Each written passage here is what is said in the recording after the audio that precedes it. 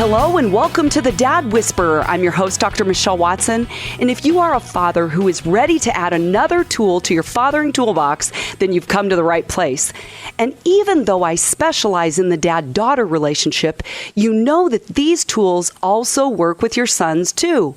And the reason for that is because it's all about you as a father becoming more equipped so that you can intentionally and consistently pursue the heart of your daughters and your sons. And every week here on the Dad Whisperer, I use a template that works as a grid to guide our conversation, which is on your mark, get set, go. So dads, I invite you to envision yourselves standing side by side each other, getting ready to run your fathering race this week. And I'm on the sidelines as your coach saying on your mark, which is the topic or the theme, get set is filling that in with stories and stats, and go is always your practical action step so that you can put your love for your daughters and your sons into action this week. Well, today it is such an honor to have a guest joining me who I've had the privilege of collaborating with when I was a guest on his radio program just a few years ago, and he is a man that I greatly respect, Dr. Tim Clinton. He is the president of the American Association of Christian Counselors, which is the largest and most diverse Christian counseling association in the world. He also serves as the executive director for the James Dobson Family Institute and is a recurring co-host of Dr. Dobson's signature radio program, Family Talk.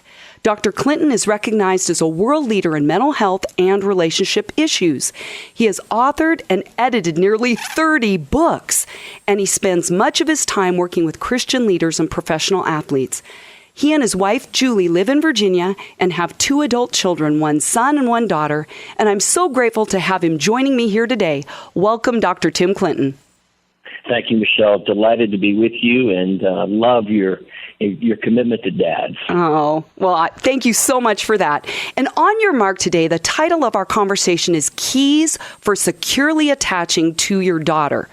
And Dr. Tim, I've got to tell you that I have invited you here today to shed light on a concept that you and I talk about as clinicians in our field of psychology, but I'm not sure that it's always brought into what I would call mainstream conversations in a real practical way. And it's the topic of attachment, right? That's a concept we talk about a lot, but it's a little maybe psychobabble-y for some people. So we're going to break that down today.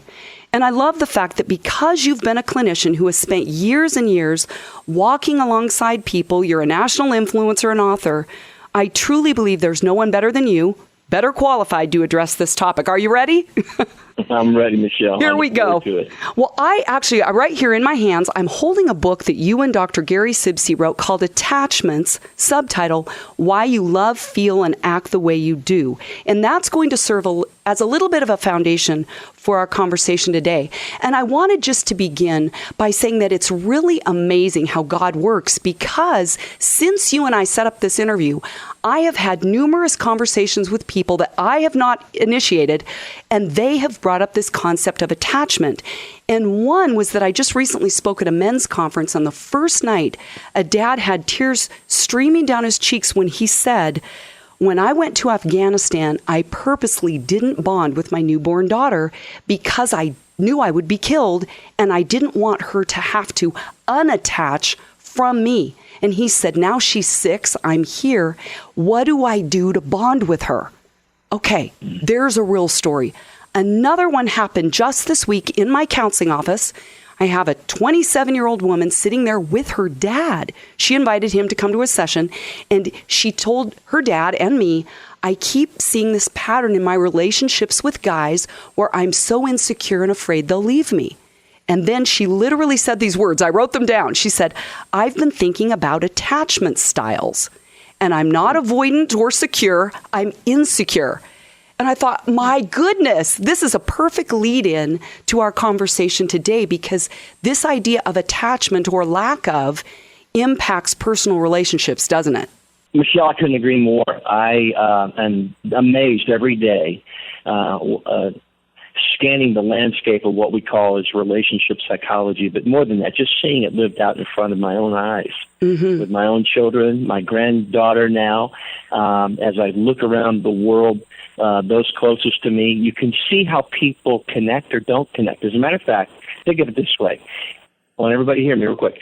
Every parent, every dad listening to our voices You know right now in this moment whether or not you're close to your son or close to your daughter.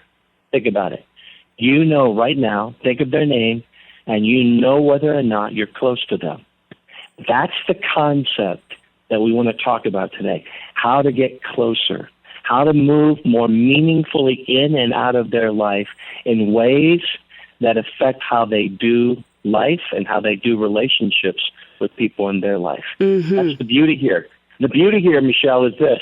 What we're learning now through what we're calling interpersonal neuroscience and more is something I think that's just wired deep inside of us. We're made for relationships, and if we get them right, we're blessed, and if we get them wrong, it's a journey for us. Mm-hmm. There's nothing more beautiful in all the world than to be in a relationship with someone who's supposed to love you, and they actually love you, or you get it. Nothing more painful than to be in a relationship with someone you're supposed to love, and they don't love you. Oh, well said. There's a disconnect. Absolutely. So can you explain just from the start what those different attachment styles are, just so that dads have a bit of a grid to work from today? Yeah, here's what we've learned through the years from attachment theory. A lot of different authors, pioneers in the field, from John Bowlby, Mary Ainsworth, Mary Maiden, and others. I say that to say there's information, there's growing wisdom and science now behind all this. We have learned that how you begin to view yourself and how you view others affects how you do or how you don't do relationships with others. So in other words, you've heard Dr. Dobson say through the years that you often view God through the eyes of your father. Mm-hmm. What he's saying is that connection that you had with your dad often gets superimposed on your relationship with God. How you've learned to do or not do relationships, say, with your dad or your mom or those closest to you affects how you view other relationships. So step back for a moment. How you view yourself from the cradle to the grave, how you view others, are they available, accessible to me, influences how I do or don't do relationships. So here's what we've learned. How you view yourself and how you view others formulates your attachment or relationship style. That means everyone listening to our voice right now has an attachment style. You have an attachment style, how you do or don't do relationships. It's been distilled basically down into 4 different categories through the years, and one being secure. You mentioned the word secure earlier when you were reading a case study, and then you talked about 3 different types of insecure attachment style. A secure attachment style, Michelle, would be someone who has a pretty healthy view of themselves and a healthy view of others. In other words, I deserve or I feel like I can love and be loved, and others, when I look at others, they're available, they're accessible. They may not be perfect, but we're able to work this way. In other words, I have a pretty good balanced view of others. Now, the 3 insecure styles. The very first one would be the avoidant attachment style. Overinflated view of self, poor view of others. In other words, I've learned to calm or soothe myself, not in relationships, but I've turned from relationships and I've learned how to ratchet things down or calm myself through maybe things that I do or things that I, quote, attach to. Okay, you got it? Yep, got it. Others, I don't think they're there. And so it's like, can I trust them? No. I mean, at the end of the day, do I believe, do I want to be loved and can people be loving? Yes, but do I really believe at the end of the day they love me? Not really sure about that. Mm-hmm. That creates a pretty difficult trajectory. In other words, a difficult path in life because grown up, I may be talking to his wife for a moment. Let's just pretend a man, let's just call him Tim. He has an avoidant attachment style. She'll say he's a good man. He loves me. He's great to the kids. But when the wheels come off, when life gets difficult, during times of stress or duress in his life, he won't talk to me. Right. Well, Michelle, she begins to think it's the marriage or it's her. It's not really that. Yeah. It's what happened to him growing up. He doesn't believe that she's going to be there for him. He doesn't really believe he can trust her ultimately. So when he goes through a difficult period in life, he's not going to turn to her. Mm-hmm. Same thing. Think about our relationship with God. A man who has an avoidant attachment style, he goes off. He's like this desperado guy. He rides off in the sunset Yeah. alone because people will never show up there for you, Michelle. Yeah. And he doesn't really believe that God, he can say God is good all the time God is good, but he doesn't really believe God's going to be there for him. No, He'll be there for other people, probably not me. Exactly. When life's getting, am I making sense? Yep, you're making sense. Yep. And I love how you said this goes back to his origin, his family of origin, because even in your book, I wrote down a quote that I love where you said, present relationships are influenced by our first attachments or bond with people in early childhood, those bonds, you know? Yes, they are.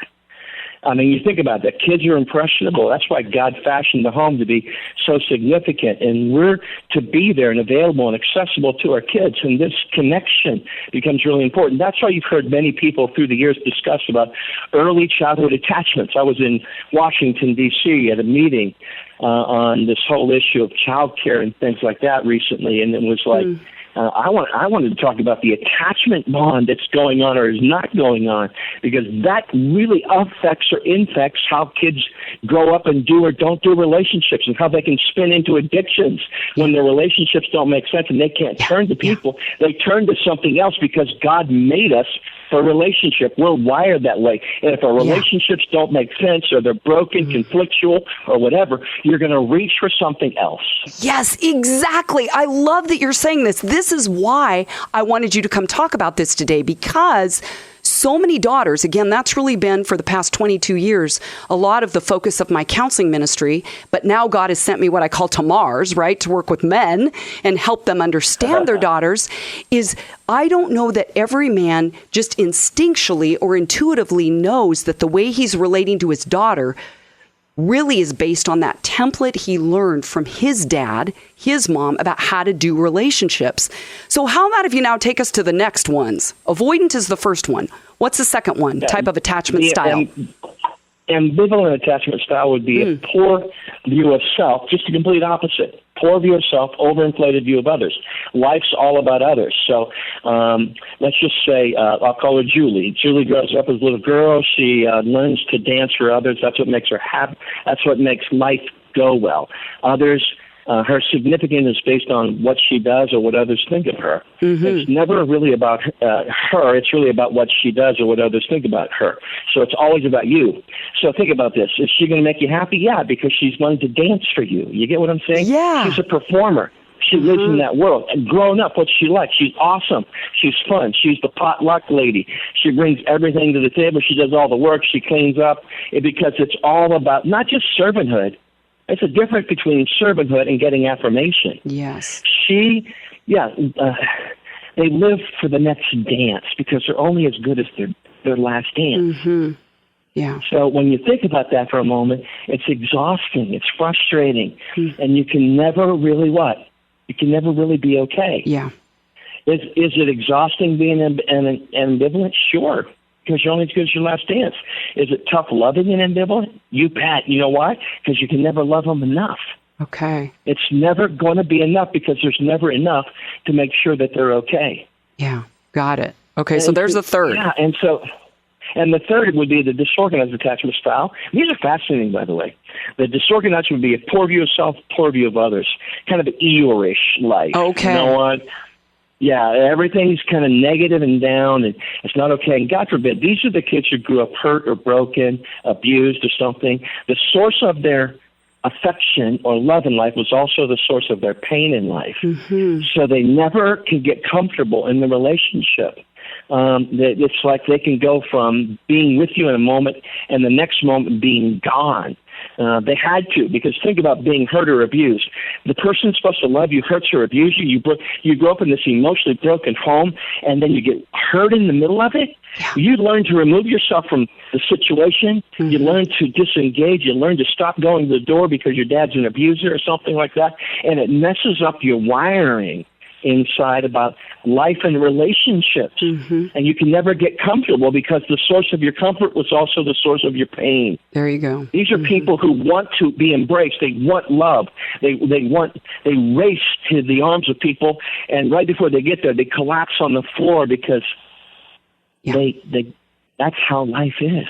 Right. And I never truly, okay. Yeah, you're never. And I truly hear stories where dads have been wounded enough by their daughters, and they collapse on the floor, saying, "I'm not going to try pursuing her heart anymore because she's hurting me as much as either my mom or my dad did." And so now we're going to, before we land the plane, now you've done such a great job of laying this foundation of different kinds of attachment styles. And now I want to ask you questions about what do we do? What do dads do if they want to turn this around with their daughters to help their daughters securely attach to them? Well, if you're just joining us today, welcome. I'm Dr. Michelle Watson, the Dad Whisperer, and I'm talking with Dr. Tim Clinton, president of the American Association of Christian Counselors, and we're talking about keys for securely attaching to your daughters. So, Dr. Tim, how about now if you talk to that dad that says, I've either got these insecure attachment styles that have really impacted me, or I'm moving towards secure attachment with my daughter, what would you tell that dad to do? Dads always say, how do I fix it? Just tell me how to fix it. What would you tell a dad to begin doing or thinking if he's recognizing that he struggles to attach to his daughter, but wants to do it different? Let me say this up front. Dad, if you could hear this and really chew on it for a while, I want you to hear this one statement. Life is all about relationships. And how you do or how you don't do relationships is everything, especially in those ones that you want to hold close, that you're looking for emotional closeness with. So, Dad, what I would say to you, first of all, is your daughter, your son, they need you in their life. And you may be saying, well, wait a second, they don't want me, they keep pushing away. Hear me. They really want and need you in their life. Probably isn't anybody who's going to love them more than you will. Seriously, when you really, at the end of the day, think about it. Now, getting this right takes a couple of efforts. Number one would be ask yourself and do your homework on how you do or how you don't do relationships, Dad. If you've got some stuff in there that you have this desire, but it seems like it's not working, hear me. You can have conversations. You can get wisdom. You can get direction on this very thing. Maybe that's how it is for you in your relationship with God. You've been struggling to get close with God. That says something, how you do or how you don't do relationship. Number two, start with yourself. Number two, I always say this about kids. One of the most important aspects of parenting is learning to be attuned to your son or daughter. What it means is you got to get inside their world and know them. I'm fascinated, Michelle, by some work out there that says, you can overcome oppositional defiance or ADHD oftentimes through a couple of core processes. One of them in particular would be special time, learning how to be present in your son or daughter's life 20, 25 minutes a day.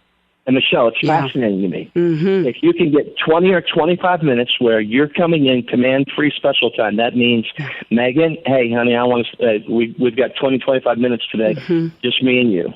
And not saying, hey, let's go outside and kick a ball or play catch or something. No. We're going to do what they want to do. Here's what's amazing, Michelle.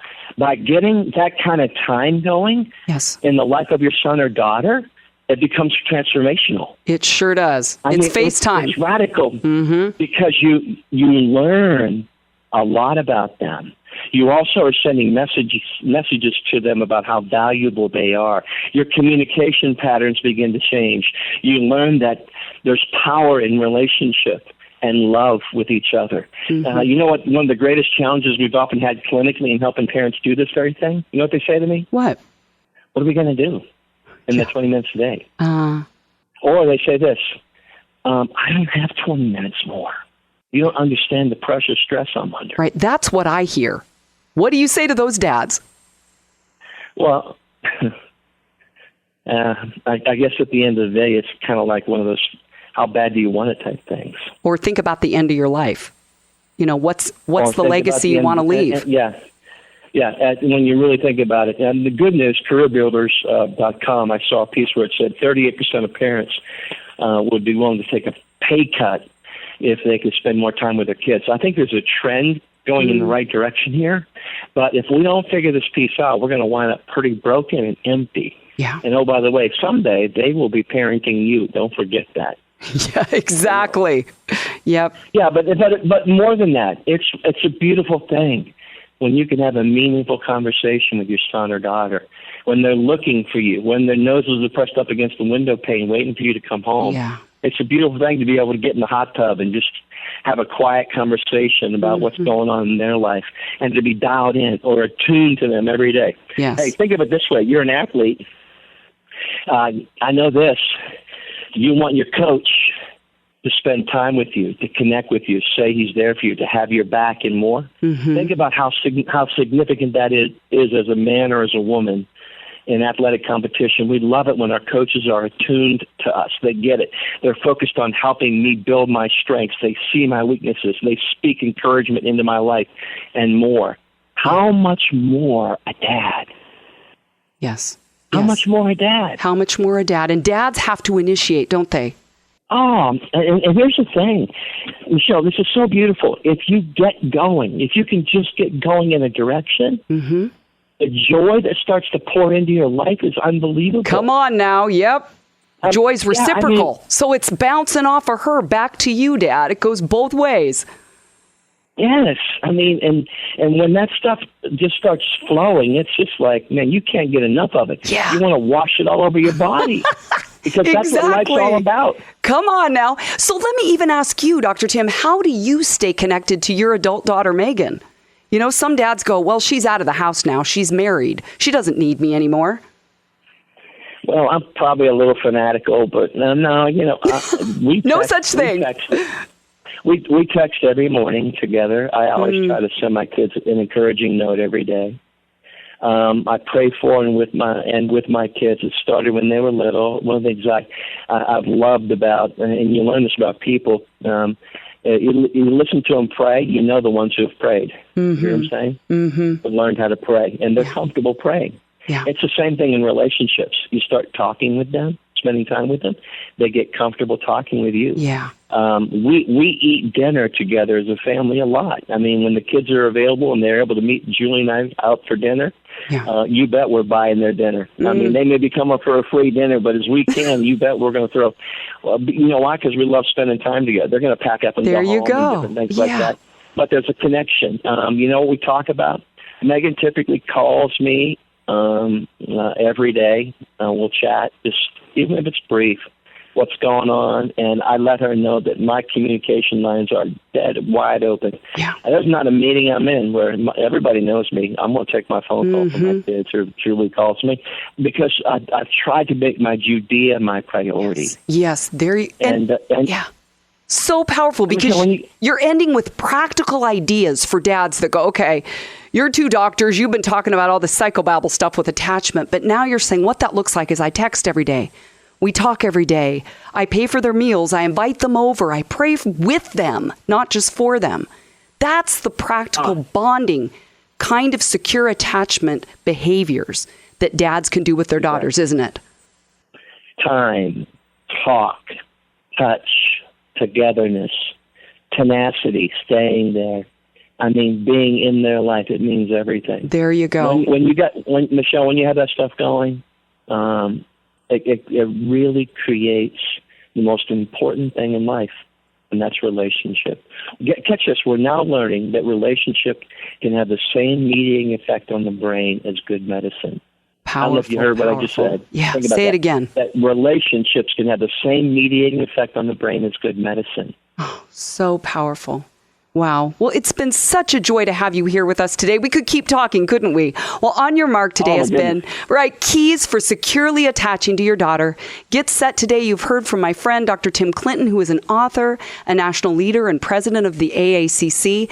And you've heard him give you dads lots of practical ways that you can engage your daughter's hearts this week. Well, as always, you can go to my website at drmichellewatson.com and find more free resources there and a link to Amazon where you can buy my book, Dad, Here's What I Really Need From You, a guide for connecting with your daughter's heart, which is also available in Audible form on Audible.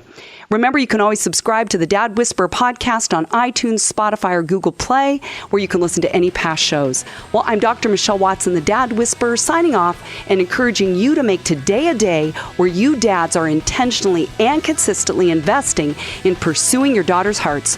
Go Dads.